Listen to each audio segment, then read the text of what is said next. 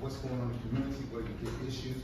And over a decade ago, about 30 or so house meetings happened with maybe 300 or 400 people in our city, and housing was the issue that came up. So it's back 2010, 2011.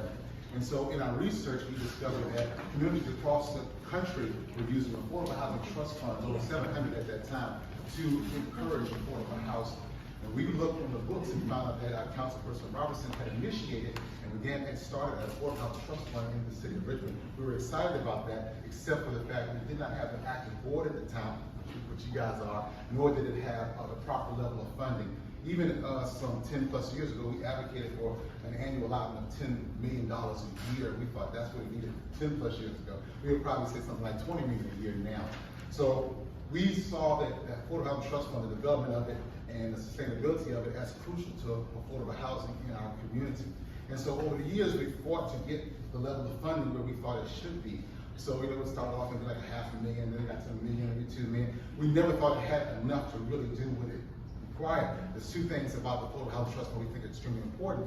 Number one, it has a community board of citizens, and also now it has a provision that 30% of that fund go towards meeting the needs of those at the 30% of AMI or less.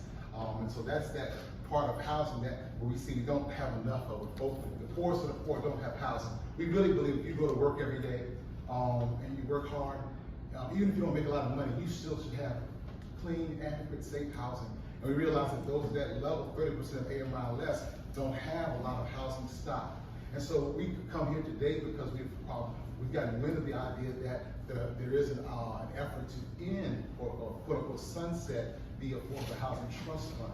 And we think that will be devastating to the community, especially given the community oversight that this board has to keep a fund like this. If you're not careful, a fund like this can become a slush fund for developers if you don't have the kind of oversight that this board has. And without making sure that you have provisions that dedicate certain portions of the fund to go directly towards offsetting or going to help people at the lowest income levels, then you're going to have housing, because people can use affordable housing in many ways. And sometimes when they say that, it doesn't really mean affordable for those at the lowest income levels.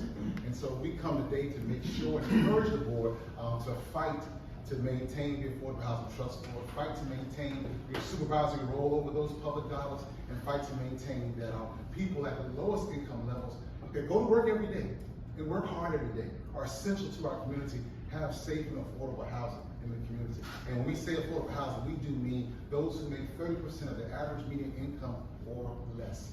Thank you very much, Council.